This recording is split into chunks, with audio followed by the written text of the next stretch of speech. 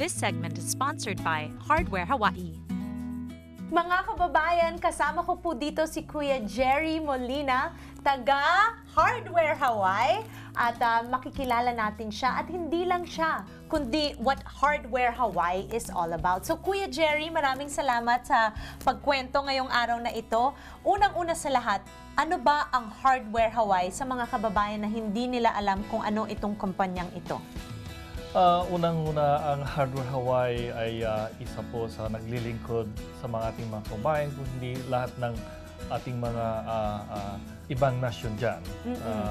Kami po ay Hardware store. Hindi lang po hardware store, kundi lahat ng uri ng materials na ginagamit sa ating pag-building ng ating mga bahay o kaya yung mga commercial, I should say. You know, Okay, so you meron have, kami lahat. Kuya Jerry, alam ko na taga-Pilipinas ka. Saan ka sa Pilipinas galing? Galing po ako sa Ilocos Norte. Ay! Hindi ako nagulat doon, ha? Maraming Pilipino dito taga Ilocos Norte. Bakit?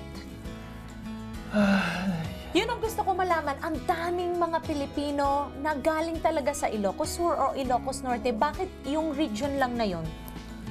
Tama ka, Giselle. Ako man din is a bit surprised that why so much Ilocanos are here in Hawaii. But Is it because of Marcos? I think it's one of the key is because of Marcos, and I think that's true. That's true. Oo. You know. Ang balita ko kasi may nakausap akong sakada na dumating dito ng 1940s. 91 na siya. Ang sabi niya, kaya daw maraming mga Pilipino na galing doon dahil ang mga taga Ilocos daw, ibang klase magtrabaho. Anong masasabi mo doon? Tama ka, Giselle. Sa lahat ng mga Kababayan natin. ko na I have encountered during what you say sakada sila po ay matyagang magtrabaho. Kaya At yata hindi daw nagrireklamo.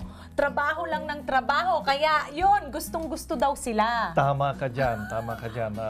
Ako man din ay naiinganyo po sa kanilang kwento dahil yung mga sinasabi nilang kung gaano kahirap magpakailanman ay hindi man lang sila nagrereklamo. So, kaya siguro we are very fortunate na mga Pilipino kahit na gaano katagal nandito pa rin kami. Yes, that's important. Oh, so ang balita ko rin kagagaling mo lang sa Ilocos Norte. Kamusta naman ang bayan natin? During the summertime, Giselle, napakainit, So, but we have so much fun, I mean, napakagandang tanawin ang Pilipinas, lalong-lalo na sa ating mga kailukan. Kaya inaanyayaan ko po lahat ng mga kababayan ko na balikan ng ating pinanggalingan. At, Yun. Importante yun Tama ka dyan. Kasi tama ka minsan, ayaw mong bumalik kasi minsan naiisip mo lang kung gaano kahirap ang buhay doon. At syempre, ang akala ng mga kababayan mo na nasa Pilipinas, ngayon na nandito ka na sa Amerika, marami ka ng pera. At pag bumabalik ka doon, ikaw na lang palagi nang lilibre. Totoo ba ito? Kasi tama. ako nakikita ko yon. Tama ka, Giselle. Tama ka dyan. Dahil ang pagkakalam nila para tayong they feel like the money is growing on the tree, but di lang nila siguro alam kung gaano kahirap kumita ng pera dito sa atin. Alam mo, pag meron kang binabayaran na utang, halimbawa meron kang bahay na binabayaran, kahit na may sakit ka, you have to force yourself to go to work. That's right, kayod! At gusto ko naman malaman, alam ko maraming Pilipino ang nagtatrabaho sa Hardware Hawaii. Nakakatuwa naman.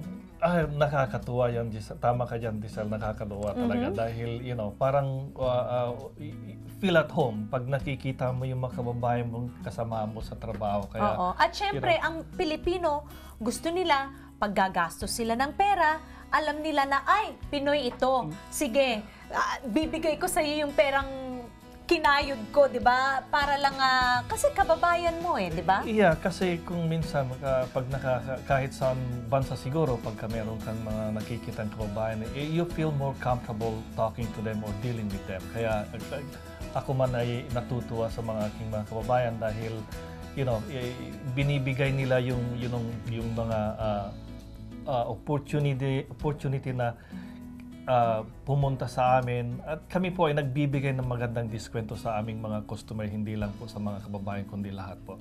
Ayun.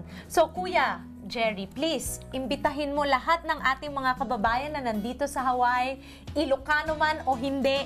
To all my kababayan, I would like you folks to invite to please come see us.